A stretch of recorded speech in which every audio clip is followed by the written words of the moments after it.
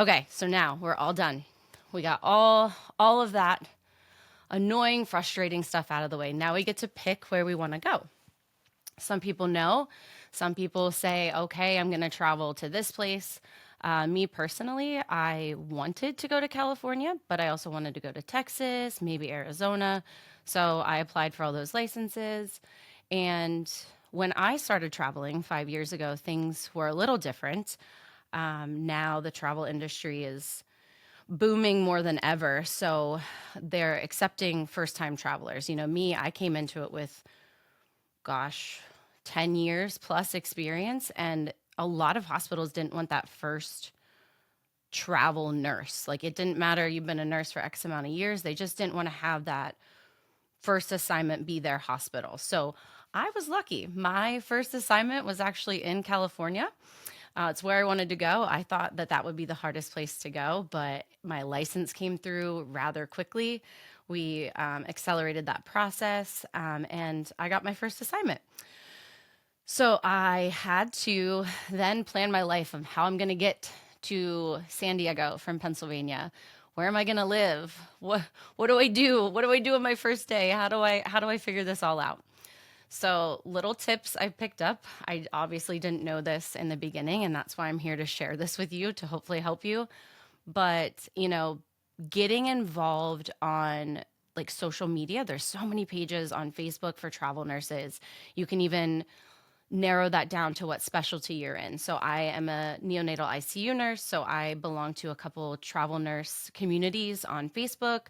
I have some NICU travel specific groups, but it's a good place to get feedback from hospitals, but it's also a good place to find your housing, which can be frustrating. It can be scary. A lot of the housing options, you're actually living with someone else. I personally always wanted a private space to live, but in certain areas, it's hard to find that. So, you know, it's a good way to connect with people that maybe have stayed in the place that you're going or can give you a reference, or they themselves might be renting a room out in their house. So it's a great way to find those housing options. There are other outlets that you can find housing, but whatever that may be, the biggest takeaway with housing that I can give you is set up a video FaceTime call, whatever way you can actually video chat with the landlord or the person you're going to live with.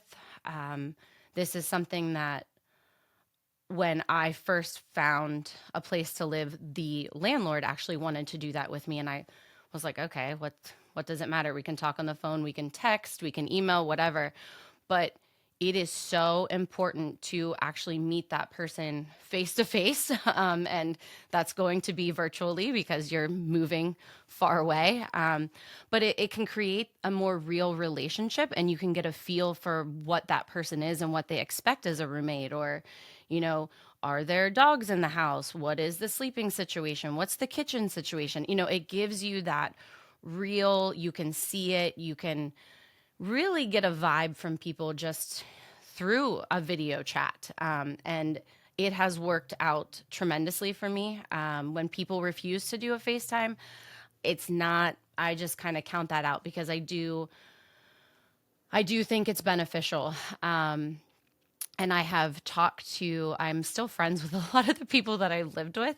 And this lady actually recently told me that she did not FaceTime her last tenant, and that was the worst tenant she ever had, unfortunately, and it didn't work out, and so they had to part ways. And you know, she learned her lesson. So I think that that's a big tip that I like to share, is that video call, that FaceTime call is something you need to just do. It'll make everyone feel more comfortable.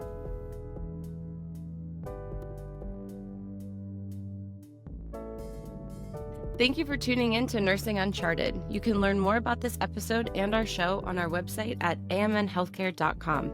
If you enjoyed this episode, share it with a friend and subscribe to our show on your favorite podcast platform. You can also find show updates and nursing opportunities on our Instagram at AMN Nurse. Special thanks to AMN Healthcare for making this show possible.